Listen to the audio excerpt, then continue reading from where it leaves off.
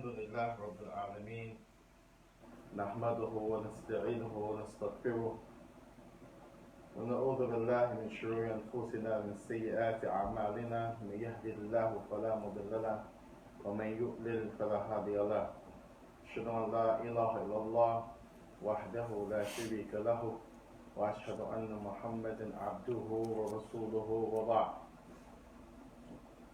ونسأل الله سبحانه وتعالى أن يبارك فينا في هذه المجالس المباركة ونسأل الله تبارك وتعالى أن يخلصنا فيها وأن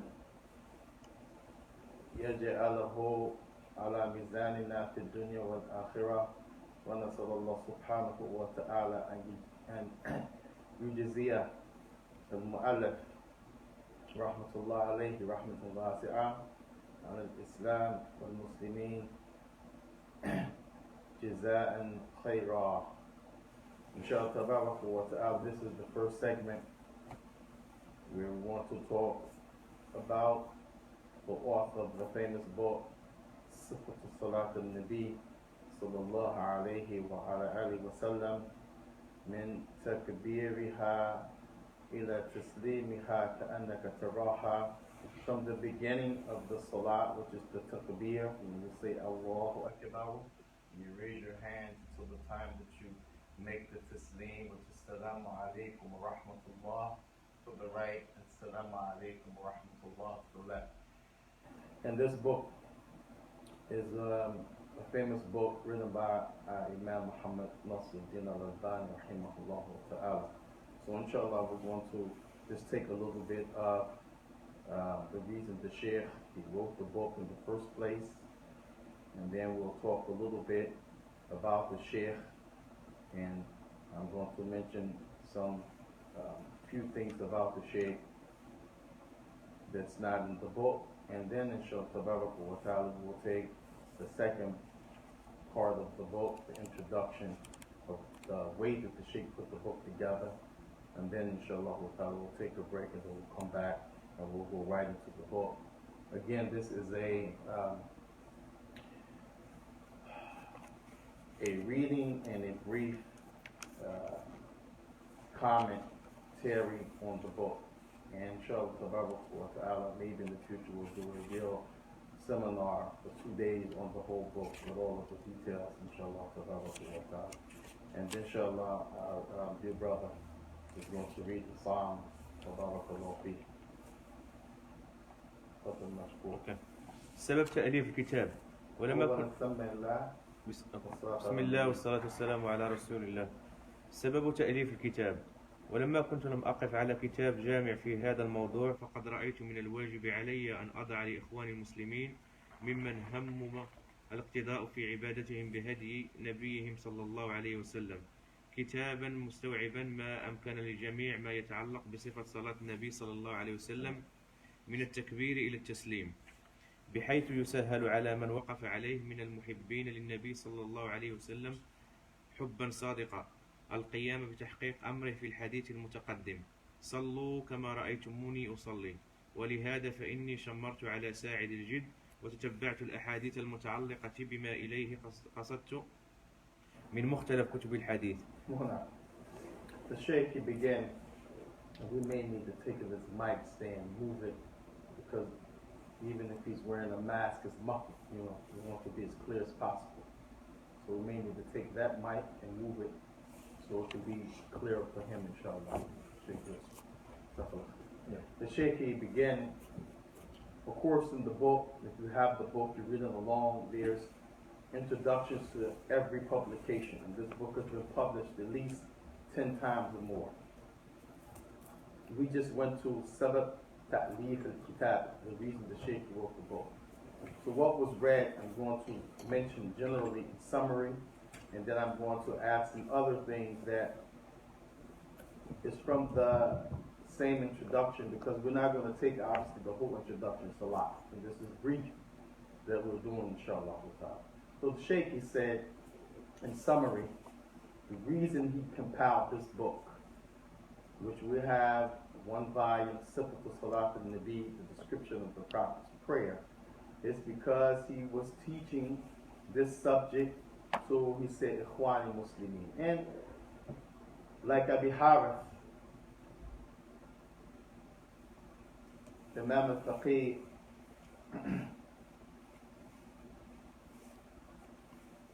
Ali Hassan al-Halabi, rahimahullah ta'ala, who just died not long ago from the COVID virus.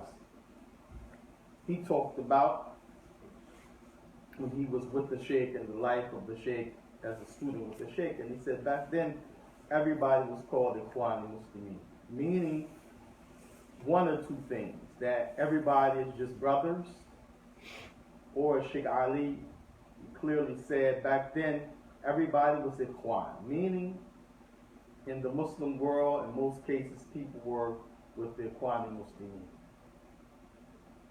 And he said, Sheikh Ali, he said, back then nobody knew, the term Salaf al-Salih. Of course, Sheikh al-Albani, he knew it. Of course, it was in the books, people before him, some other people. But it was not like we know it today. People know when you say the Salaf, those who came before, the Salaf al-Salih, righteous predecessors. It wasn't like that. So here, the Shaykh used the term talking about his Muslim brothers, Sheikh al-Albani, used to teach them Salah. And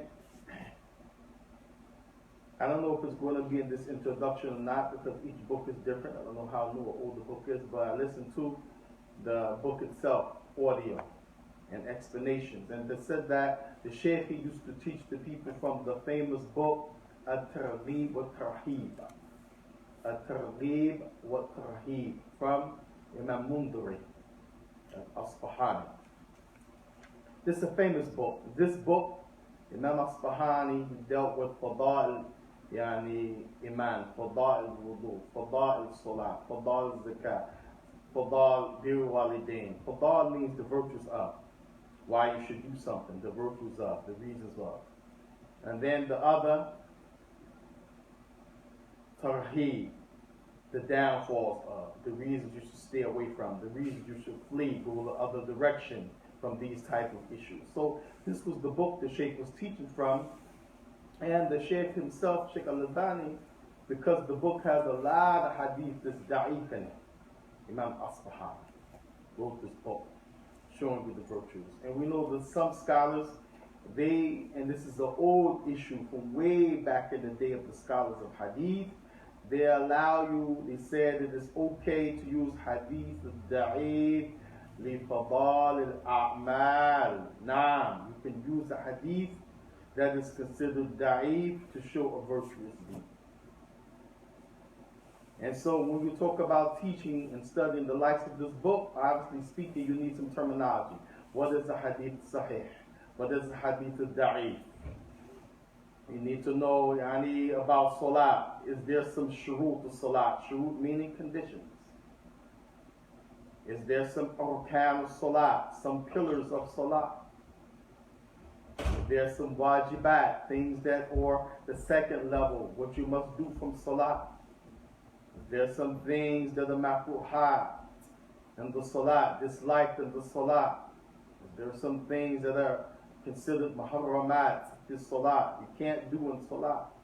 There's some things that muqtalu as-salat, they nullify salat. All of this you should know beforehand, but we're just trying to give you a glimpse at this book and some benefit. So the Shaykh, when he mentioned the Ikhwani Muslimin, he's talking about the brothers there, the Muslims that would sit with him from the Muslims, and he called them Ikhwani because we're brothers in the deen, as Allah Ta'ala mentioned. So this is one of the reasons the Shaykh wrote this book, because he was teaching the book At-Targhib wa Tarhib by Imam Asbahani. And in that book, it has a lot of hadith that scholars of hadith would say is da'if.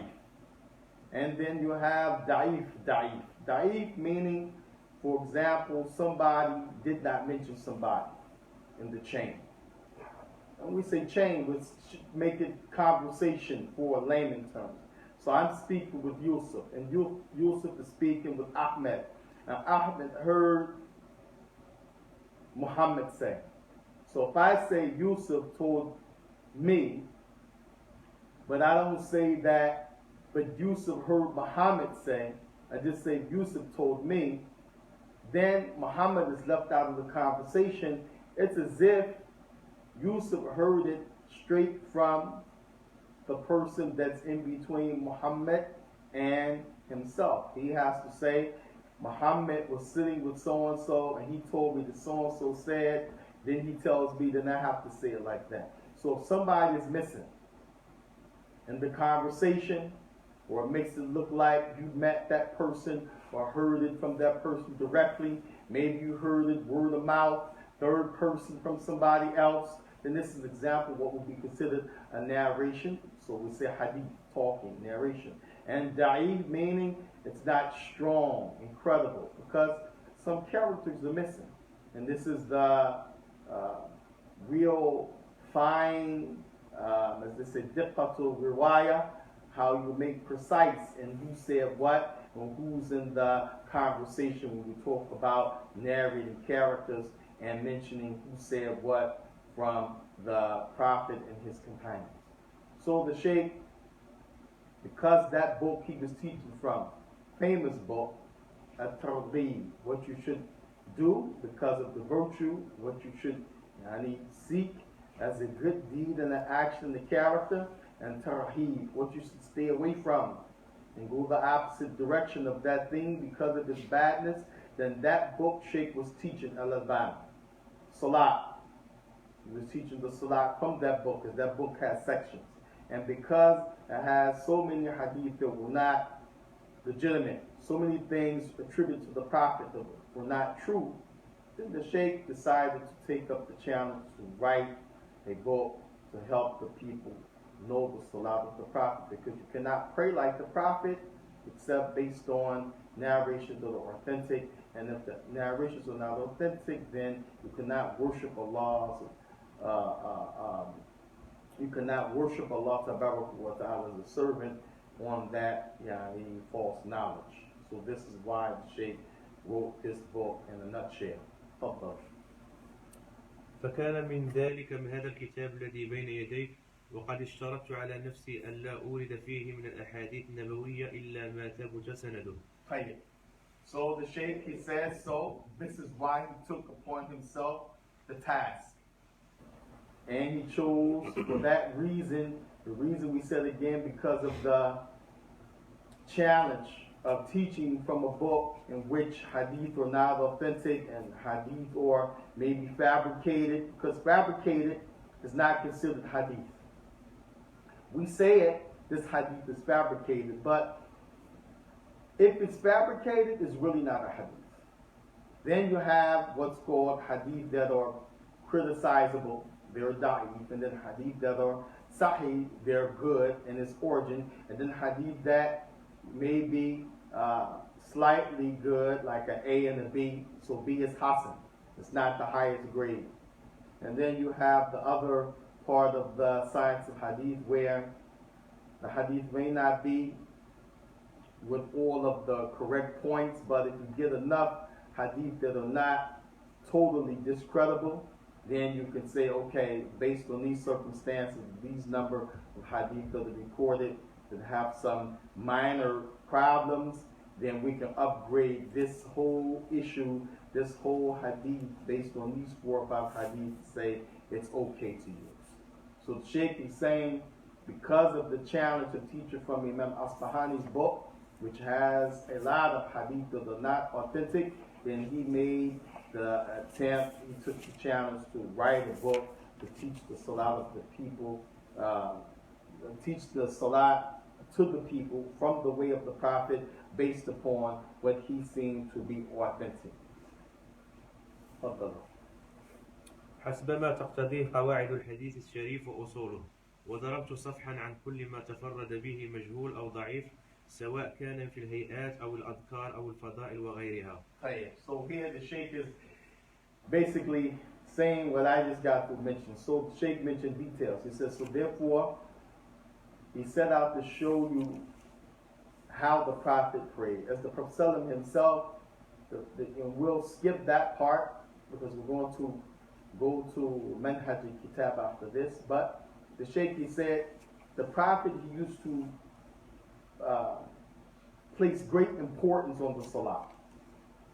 So much so that the Prophet ﷺ, he stood on the minbar, on the podium, and he actually illustrated the whole salah on the minbar, to the point that he made ruku'ah, bowed on the minbar, raised from it. Then he came down the steps backwards. Then he took 3 steps back from the minbar so that he would have enough space to prostrate at the base of the minbar. This is the base, the last step. So his head is here. And then after he made 2 sajdas, he stood up, got back up on the minbar, turned around, and he said, I have did this so that you would know how to pray. Verily, the Imam is to be followed, so pray the way you have seen me pray. And not only he moved, but he did recitation. He did, the afkar, what you say when you're in ruku', bowing and raising. So this, the Shaykh took that task. And he said that if there was some narration, somebody was majhul. Majhul means someone says that this person narrated from his Shaykh to another Shaykh to another Shaykh. Then you go back and you check the index. Because they took a log of people who lived in this city. Who was he? Who was his mother? Who was his father? Was he born a Muslim? When did he become a Muslim? Where did he work? Did he pray in the masjid regularly? Was he a person of knowledge? Was he a layman? Was he known to be truthful or liar? Etc. So if I say to you, there was a brother Ahmed in this masjid who I learned Quran from, and Ahmed was from, and I give you a place, and everybody check the people who's been here 20, 30, 15, 10 years, 5 years, nobody knows any Ahmed. No Ahmed in this community. Then my narration, Ahmed will be considered majhul.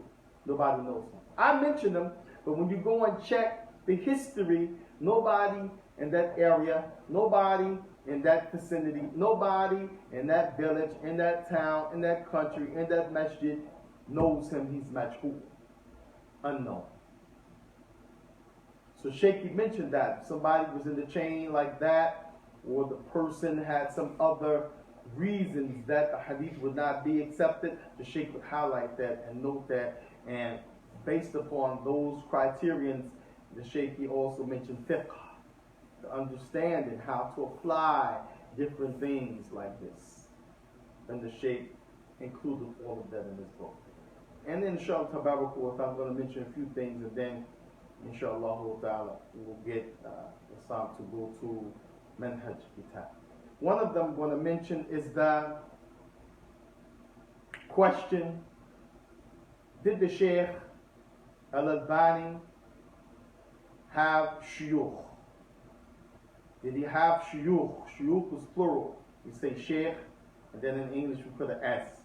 Sheikhs. Can't say that in the Arabic really. Shuyukh, plural for Shaykh. Shaykh could mean an old man, an elderly man. Also means dhul ilm, a person who possesses some knowledge. No restrictions on that. A boy 9 years old can be Shaykh. Person 20 years old can be Shaykh. Person 12, 15 can be Shaykh. A lady can be Shaykh. A young girl can be Shaykh, but she's going to be called Shaykhah with the tab marabou. But it says Shaykh Al-Albani have any shuyukh, any teachers, any scholars that he learned from. And did he have any type of seeking knowledge? Al-Hasan al-Halabi, rahimahullah ta'ala, he was asked this question after the death of Shaykh Al-Albani. First thing he did, he made a statement and everybody laughed. Basically like, mush mukhals. In other words, a person that doesn't have a brain in his head, whoever says that. Shaykh al-Hasi said, they really don't want to know about the knowledge and life. They really want to talk against the Shaykh. He said, anybody who knows knowledge and is virtue would never ask a question like that. He said, the Shaykh, he had many teachers. He said, from amongst the most important, the foremost of them, the one who from amongst them no one can disagree with, that was his Shaykh, was his father. Shaykh al-Albani's father, during that time when they were in Syria, because he was born in Albania, Shaykh al-Albani, around 1333 years after the death of the Prophet. That's about 1914 on the Gregorian calendar. Hawaii, roughly. They left Albania because of war. Hajaru min hada makan ila Syria, ila Sham. Went to what's called Syria now, called Sham back then, and the Sheikh was there in Damascus. Shaykh al-Albani's father, kana alim fi dhalika zaman. He was a scholar, alim, mufti, alim min madhab Hanafi. And he was a specialist in the madhab of the teachings and the fiqh of the Hanafi madhab. Shaykh al-Albani learned from him as a young boy, as a growing up young man. And Shaykh al-Hasan, he said so much so that Shaykh al-Albani, he told him one time, he said, and I was with the Shaykh. Sheikh's father was buying some books on hadith and this and that. He said, although the Sheikh's father was not a scholar of hadith, he was a faqih. A person who's a faqih has to deal with hadith anyway. But hadith is not his specialty, but he deals with it. How is he going to teach you the fiqh of the religion, how to understand the religion without the hadith of the Prophet? Mush ma'qul. Nobody could understand that has it. He said, so Shaykh al-Albani, he said to his father, yeah, abati, oh my father. He said, Hadi Sunnah Mafali, he said, Hadi Sunnah Mafalif Liyunfiruna An-Din. He said, this is a type of religion, meaning the science and the study of hadith, they tried to make it like a folder, close it up, so that the people will flee eventually from their deen. What did Shaykh al-Albani mention, and why did he say that to his father? He's mentioning that this is a lofty part of the religion that the people try to close, because without that, eventually you're going to leave from the religion whether you know it or not. It's like Imam al-Barbahari, he said, Al-Islam wa sunnah wa sunnatu mada hiya al-Islam. Al-Islam hiya sunnah wa sunnatu al-Islam huwa sunnah wa sunnatu al-Islam sunnah wa sunnatu hiya al-Islam. He said Islam is sunnah and sunnah is Islam. Imam al-Barbahari. So Shaykh al-Hasi said, so towards the end of Shaykh al-Albani's father's life, he said, he would ask Shaykh al-Albani about hadith. Is this hadith sahih or da'if? This is a relationship between who? Khalid wa shaykhihi. He said, but the Shaykh has no shuyukh. Also, the Shaykh he learned, Shaykh al-Hasan said, Shaykh al-Albani, he learned from a Shaykh by the name of Sa'id Burhan, there in Syria. The Shaykh he also studied from the likes of Ali Pantawi, Alim Kabir, Fiqh, Qadi, Fuqaha, the big scholar during that time at Pantawi. Yeah, and I remember having his book when I was in the Azhar Sharif Thanawiya. I was in the Azhar High School when I was in Egypt. Book was this thick on the introduction to fiqh. Ali Apampawi. SubhanAllah. This man, he's a big alim during that time, bigger than the Qurbawi. Yeah. He was Qadi, You can't be a judge out here unless you're a big island. You got to know all of the issues of all of the departments of the religion.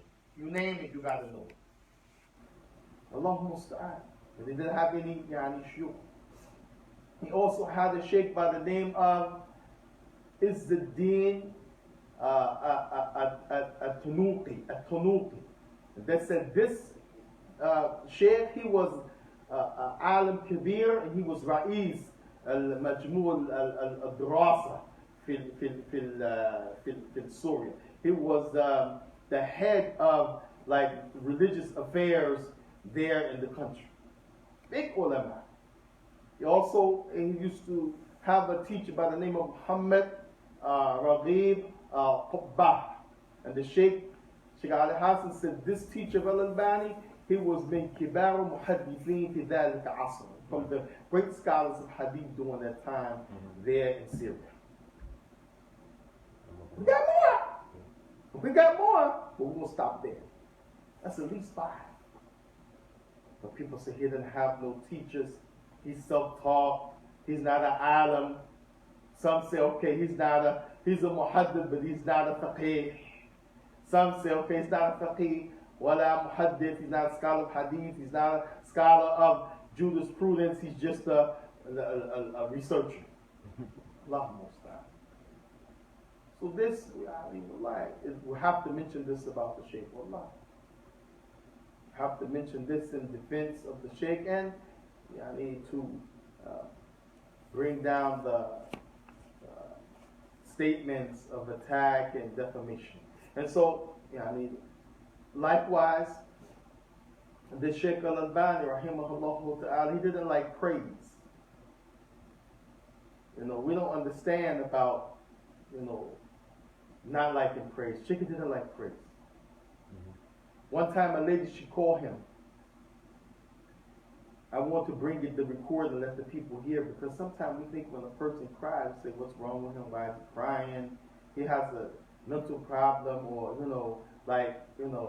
what's wrong with him? Hey, subhanAllah. There's different types of cry, don't you know? There's a cry of joy. There's a cry of fear. There's a cry of anger. There's a cry of hypocrisy, to show somebody that you are really, righteous, but you're not. There's a different type of cry. Cry when you realize, the truth that Allah has promised you. Lady Shaykh Al-Albani, rahimahullah ta'ala, she said, Ya Shaykh, I have a question for you. He's on the radio, and he has students there. He's doing fatwa. Again, you can't be a Shaykh, the country, not the school, not the village. The country has you on the radio doing question and answer. That's an alim. That's a faqih. The lady, she calls in, she said, I have a question. He said, Fattali, go ahead. She said she's seen in the dream a man was walking. Like you have 2 roads. And the 2 roads merge, and then that 2 roads become one. And now somebody who was on the left and somebody who was on the right part, and somebody was on the left, somebody's going to be in front of somebody, somebody's going to be behind somebody. She said, in my dream, I see 2 men that walking. One on the right, one on the left, a fork in the road. Then that one became in the front and the one was in the back. They started to share the road after the road merged. She said, I asked that person who was in the front, he was the messenger of Allah sallallahu alayhi wa sallam. Who was that man behind you walking? He said, that was Imam Al-Albani. When somebody sees the Prophet in the dream, sallallahu alayhi wa sallam, this in itself is a glad tidings for the one who sees the Prophet in the dream. If you see the Prophet in the dream, and that's why you should study how the Prophet looks, so you'll know if you see him in the dream, hey, that's the messenger. You yourself, if you see the messenger in the dream, laka bashara, bushra lakum.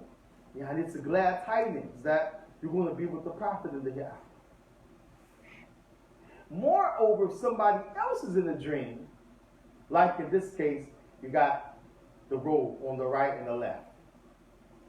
Well, each day, rather each moment that you live, you're on the road going back to Allah. That's why when somebody dies, you say, Inna lillahi wa inna ilayhi mada raji'un. You're on the road going back to Him.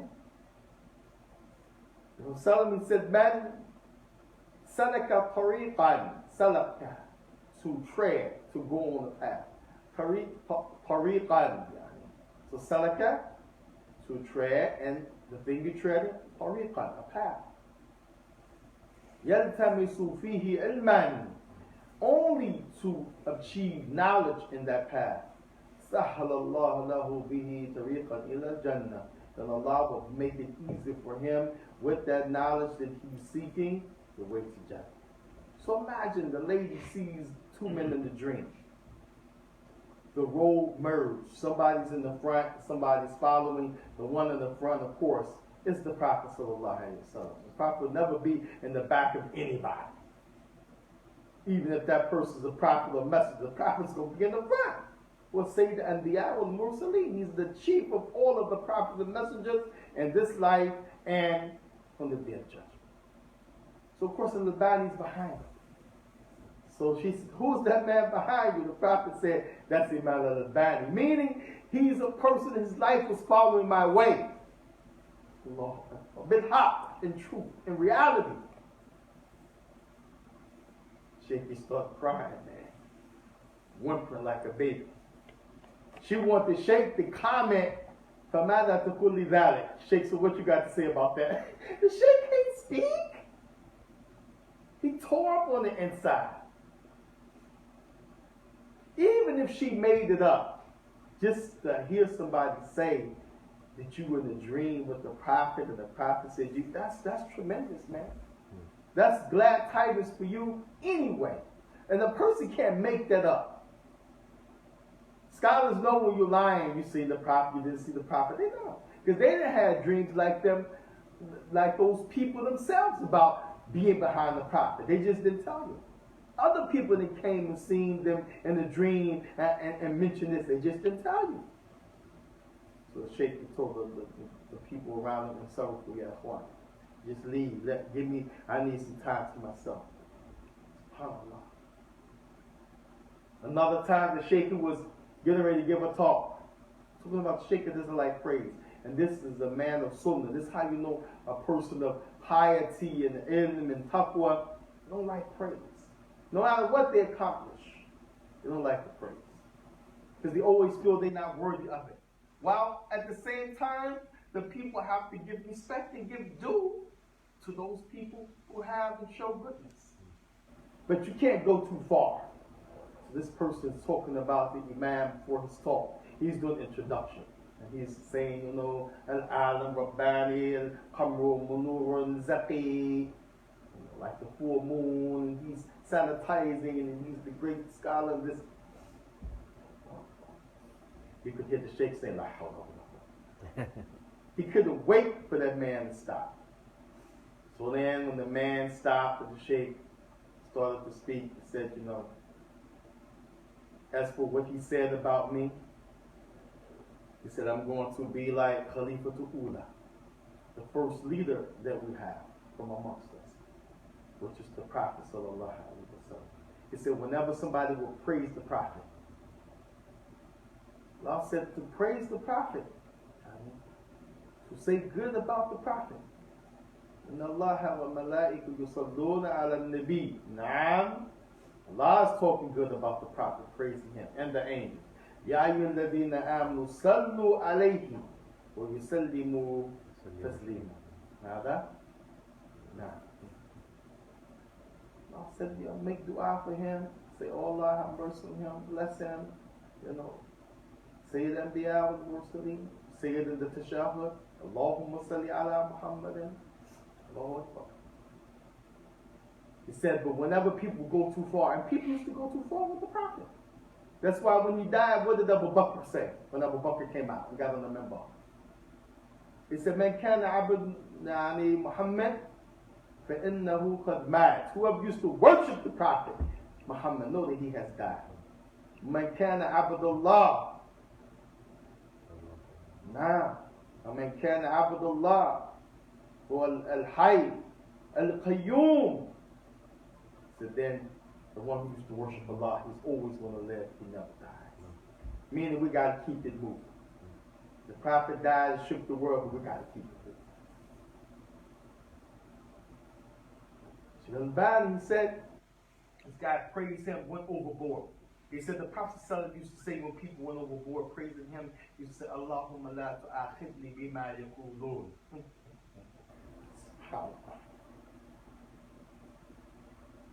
He said, oh Allah, don't take me to task. Don't hold me accountable. Don't punish me for what they say about me. And he's not talking about the bad stuff, because in Allah, Allah will defend you if people say bad about you. If people slander you, if people attack you, Allah got you on that. If you're sincere and you're doing His work. But what about the praise that's overboard? That can be tantamount to shirk, glue, extremism. That's how people started to worship the people of the past. That's how Isa became worshipped. Ghaluf as-salihin. People going overboard with the righteous and the praise. When they would do this to the Prophet, Shaykh al-Albani is quoting this, doing this in front of the people because the man praised him too much, went too far. He said, Allahumma la tu'akhidni bima yaqulun. Oh Allah, don't hold me accountable. Don't take me to task for what they say about me. All these fancy praises. وَجَعَلْنِي خَيْرًا مِمَّا يَظُنُّونَ. And make me better than what they think about it. وَاغْفِرْ لِي مَا لَا يَعْلَمُونَ. And forgive me for what they don't know about me. And the Shaykh started crying.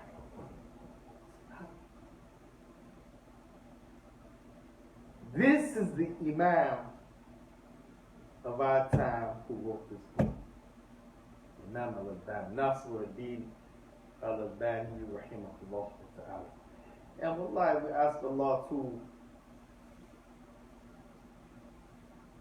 raise the Shaykh on the day of judgment with the Prophet ﷺ, just as he was in a dream with the Prophet. Because wallahi, you look now, and just as you see Bukhari and Muslim, wallahi, it's not a book, man, that people write except somewhere Sahahu al-Albani, Da'afahu al-Albani. Even if the Shaykh made a mistake in his judgment of the hadith being Sahih Da'if, just the fact Allah has raised him after his death to be put in people's book, they go back and they respect his judgment on hadith is tremendous, and it's a sign that Allah accepted his good works.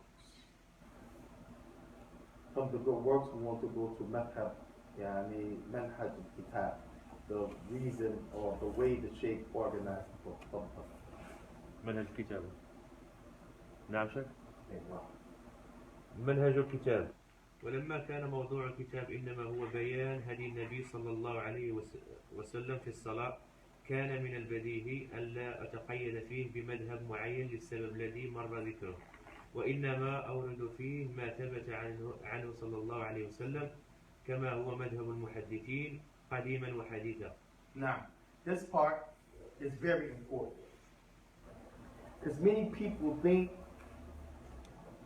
that the Shaykh he attacked the madahib. Many people, they think that the Shaykh is discrediting the madahib and the people of the madahib. We want to say first what is madahib. The word madhab. Madahib is plural for madhab. The origin of the word madhab comes from dhahaba. Dhahaba means what? To go. So madhab, the way that you go to worship Allah. What do you use as your text? If you pray facing the Qibla, what do you use as your proof to do that? If you recite Al-Fatiha, what do you use as the proof? This is what madhab means. What do you use to go about your worship, your theology, your belief, your how you arrive at what you do as a Muslim? Where do you get that from? That's what madhab is. How do you look at the ayat and the hadith and conclude This is the meaning of madhab. So it's like having a subject in the secondary school or the college. You take the biology, you may take science, and each teacher has his way that he's going to approach that subject matter. Each teacher is going to teach different in his introduction and how he looks at the text. Same thing. So what the Shaikh is saying here is that when he wrote this book, he wrote the book without sticking to a particular way. Because one of the things we find is that the four main surviving ways that you learn the religion, which is Abi Hanifa's teachings, Imam Malik's teachings, Imam Shafi'i's teaching, and Imam Ahmad al-Hanbali's teaching. There are other people, but their teachings didn't survive. A whole bunch of different people and teachings came about throughout the legacy of Islam, but some of them dwindled, some of them are not as known as these great four. So Shaikh, he wrote the book without sticking to a particular way from that particular teaching, because many people, they take a particular way they learn, and if something comes to prove that way wrong, they will not leave that wrong way because of the issue of learning from a particular way, and this is what's called madhab. So the Shaykh made sure that he wrote the book based upon the evidence and not sticking to a particular madhab. But this is not an attack on Imam Abi Hanifa, Imam Shafi'i, because sometimes the Shaykh will take the position of Imam Abi Hanifa. Sometimes it will take the position of Imam Shafi'i, meaning he sees the same conclusion with the same evidence that they did. And the Shaykh will take that. But not just everything, like for example, his father was a scholar in the Hanafi madhab. So it means everything his father learned, that's right. Everything that those people from that era and from that region taught was right. No one's always right, except the Prophet sallallahu alaihi wasallam. So this is the point that Shaykh is mentioning, and it's not to be understood that the Shaykh was against a madhab. It was against the teachers of those great schools or regions that taught those different madahib, the ways that they taught you to understand and use the text. The Shaykh was not against that, but he was against sticking to that at all costs. Sticking to that even when there's a clear text to go against something from those different madhab that was taught from the same Quran and the same Sunnah of the Prophet sallallahu alaihi wasallam. What time is now? 2:46. 2:46. Okay. Let's finish this and we'll stop. Okay. وقد كان أحسن من قال أهل الحديث هم أهل النبي وإن لم يصحبوا نفسه أنفاسه صحبه. And the Shaykh, he said, there's an old statement that they say, أهل الحديث هم يعني أصحاب النبي. هكذا? نعم. The people, the scholars, the people that busy their lives with studying and learning the hadith of the Prophet, they're almost like the companions of the Prophet, even though they didn't meet the Prophet. What does this mean? They will be with the Prophet on the day of judgment because they're like his disciples after his death. And this, when we talk about the scholars of hadith, they're always different. When you read about their lives and the knowledge you get from the scholar of hadith, it's not like any other knowledge when we talk about the knowledge of the deen of Allah wa ta'ala. Every science in the religion depends on the hadith. Whether it's the Quran, because Quran has chains to it. Every ayat has a chain. When you open the Mus'haf, you don't see the chain. They took it out so that you can read it, as a recitation and for ibadah. But each ayat has a chain. Tafsir has a chain. The issue of fiqh has a chain. Usul fiqh has a chain. Sirah has a chain. Local to Arabiya, believe it or not, has a chain. Everything has a chain. Everything depends on the science of hadith. ولذلك فإن الكتاب سيكون إن شاء الله تعالى جامعا لشتات ما تفرق في بطون كتب الحديث والفقه. على اختلاف المذاهب مما له علاقة بموضوعه، بينما لا يجمع ما فيه من الحق أي كتاب أو مذهب، وسيكون العامل به إن شاء الله ممن قد هداه الله. And this last point, and then we'll break. Therefore, the Shaykh said this book will be, in a general sense, a book that you'll find the knowledge coming from all of the different madahib, all of the different teachers and the ways that they understood the text and the different collections that they collected, and not just one particular. Like there was an era where that's what people did. If you were in this region and this is the thing you learned, then you don't go outside of that. In the next region, if they learn from another teacher in another madhab, another way, they won't go outside of that. But Shaykh said, no, this book will be generally containing all of the schools of the different ways of teaching, which we call madhab again in Arabic, and all of the different departments of how you understand something fiqh. It will be comprised of that rather than just to one particular teaching or one particular perception or one particular school of thought, as the Shaykh is mentioning. And this is why the Shaykh he mentioned that all four of them, Abi Hanifa wa Imam Malik wa Imam Shafi wa Ahmad, they say إذا صحح الحديث وهو مذهبي. إذا صحح الحديث وهو ماذا مذهبي.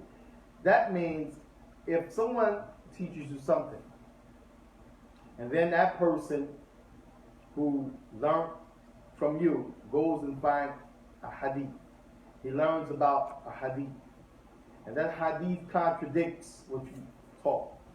Because you can only teach what you know, or what you understand, or what you think from a text. Then Shaykh al-Albani said all of those ulama, Imam Hanifa, Imam Malik, Imam Shafi, Ahmad, this also includes Al-Awza'i, Sufyan, Sufyan al-Thawri, Muhammad Shaybani, from the students of Abi Hanifa, Yahya bin Qattan, Yahya ibn Ma'in, all of them, Bukhari, Muslim, Imam al-Tirmidhi, Abi Dawood, Sabuni, all of the ulama, Ibn Taymiyyah, anybody that has died. Common sense would tell you if that person is a man of knowledge and piety and integrity, like we described in the beginning, if someone say, here's a hadith shaykh, this hadith is authentic, and that person said something in opposition to that hadith, you're going to say, okay, I changed my opinion, I'm going with the hadith. And that's what all four of the imams, they said, because they knew the reality of people going for 6 months to find one hadith, people going for 9 months, a year, seeking knowledge, and that they will come back with hadith that person possibly never heard. And the hadith is authentic. And Imam Malik, he has a famous story where someone asked him about taking the pinky, when you make wudu, and wash it between the toes. He said, no, it's not sunnah. It's not from the way of the Prophet. Wash your feet when you make wudu with water, but as for taking the pinky and wash it between the toes, and then the gum out or whatever, bacteria. So no, that person traveled. And this person, he was a sheikh himself, Ibn Jarrah, traveled to seek ilm. They, Allah, it'll come to us, we don't want to seek it. La hawla wa la quwwata. They have to go for 6 months because they heard something. There's a story about another great scholar by the name of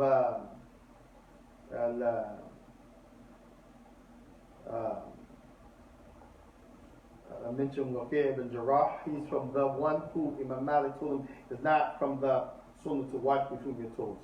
He went to seek knowledge and he came back with a narration. But there's another by the name of Shu'bah ibn Hajjaj. Shu'bah ibn Hajjaj from the Tabi'in. One time Shu'bah, he smacked the hell out of somebody. It's a person of knowledge. Now, it's not to tell you you could smack people, as Shu'bah did, but the point is, the person quoted something. He said it was hadith. Shu'bah said, where did you get that from? Smacked him. Bow! Because Shu'bah knew it was fabricated. He's a scholar of hadith. So he went searching around to all the people of knowledge that was like him or bigger, and nobody heard that hadith. It was fabricated. He was upset, man. This is how people used to treat the knowledge. So Ibn Jarrah came back, he told Imam Malik, and one of the sisters said, "Ya Shaykh," he said, "In the hadith." And he started to quote, "Haddathana." It was narrated to me.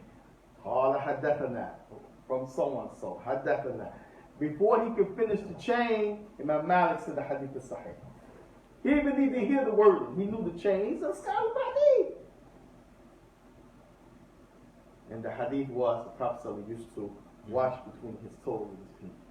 And he make the next time Imam Malik had a dose, somebody asked him, he said, "Sunnah," to wash between the toes with the pinky. This is the meaning, either sahaha hadith, or huwa madhabi. If I tell you something, but a hadith that I didn't know about reaches you, know that I would have told you that. Don't take what I told you over the hadith. And if you bring it to me, and you tell it to me, I'm going to change from what I said previously to the hadith that is sahih. And this is what all the four imams, they said. And this is what Imam al-Albani established in his book, in the introduction, from many introductions, to show that it's not about the personality. It's not about the name. It's not about where the person came from, nor his color, nor his lineage, or his background. Although those things can be important, the issue here is the nas, the text of the Quran and the Sunnah. And inshallah we'll stop here and we'll come back at inshallah ta'ala Mada 3:15. Sallallahu alaihi wa sallam Nabina Muhammad. And we'll begin the book inshallah ta'ala 3:15. Any questions around what we heard? حياك الله يا شيخ عمر. السلام عليكم. وعليكم السلام. ما فيش سؤال؟ No, everything is clear, inshallah. ما فيش يعني سؤال على يعني إمام الألباني ودعوته. خلاص. You know the Shaikh, in conclusion. You stop it? No.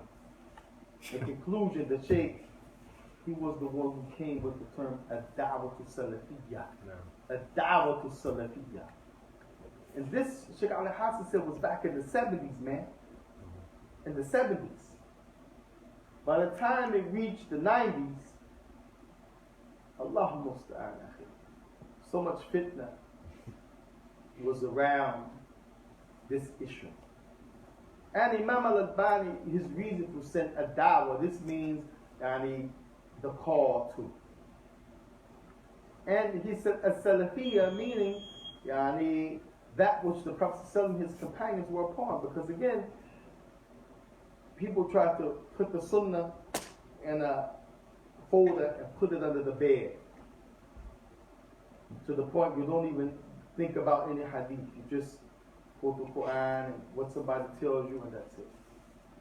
You don't worry about if it's authentic or not authentic. And the Prophet we mentioned different hadith about lying on him. من كتب عليه متعمدا وبلازم intentionally. But what about someone on mistake? Someone said من حدث عني وهو يرى أنه كذب, and he views it as a lie. Imam al-Bani said this hadith, he views it as a lie, also means he's not sure if it's true. If you're sure that something is true, 100%, there's no way you can view it to be a lie at the same time. But if you don't really believe that it's true, or you have some doubt, then why are you going to quit? The Salaf said, whoever narrates something, and he views that it is